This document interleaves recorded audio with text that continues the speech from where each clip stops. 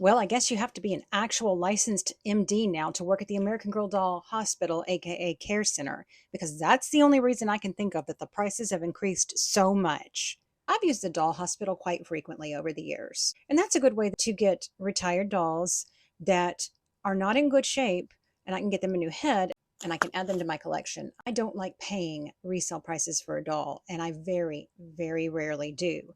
Now, I have no problem restoring the dolls myself. I can do that, but for my personal collection, if it's a historical doll or a character doll, I want the head to be brand new. Unless, of course, it's a Pleasant Company doll, and then that's another story.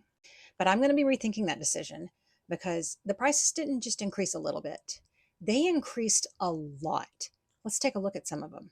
The Refresh and Renew is the basic package that's basically just a cleaning of your doll. It went from $45 to a whopping $69, and that includes them wiping your doll down and brushing the hair with water, a limb tightening if needed, and an eye swab if necessary, which most of them don't get the eye swab. $70 plus shipping for them to wipe my doll down and brush her hair with a wire brush and bottle of water is highway robbery, if you ask me.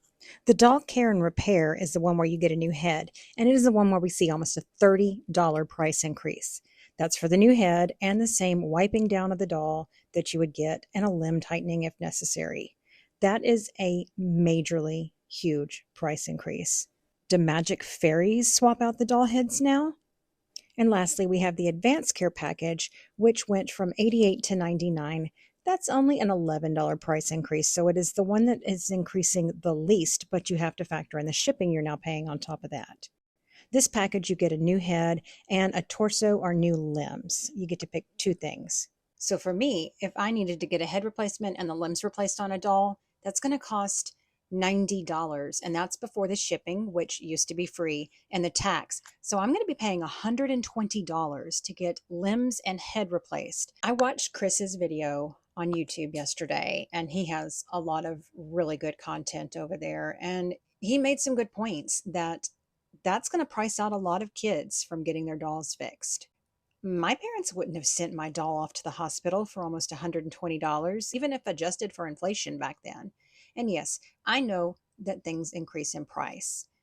We've seen that happen very frequently over the last year. But this is a huge price increase, and I'm not quite sure the reasoning behind it. And I can almost understand paying shipping because that's a lot of cost loss, especially when it was just like $50 for a head replacement before, and AG was footing the cost for the shipping both ways. Yet they probably really didn't make that much. And in my opinion, if they're going to charge prices like this, then they need to always have every single doll head available for replacement at the hospital, including the retired and hard to find ones. Do you know why some of these dolls are so ridiculously expensive on the secondary market? It's because you can't get a head replacement for them anymore.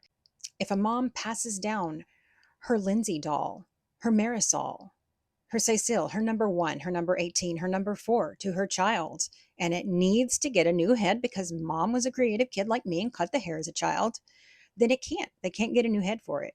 I think all the doll heads need to be available for replacement. Some people have kind of toyed with the notion that maybe they're doing this to discourage adult collectors.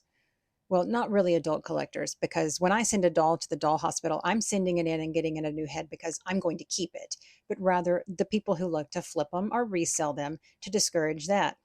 And my opinion on that is who cares what they're doing as long as American Girl gets their money for the head exchange? What they do with it after they purchase it is really none of their business. Do I like it? Not really. If I go in and give somebody money for any other kind of a product or service, do they really care what I do with it after I leave the store? I mean, unless it's something like illegal that hurts somebody, but who cares? They get their money, I get what I want, and then we're all happy.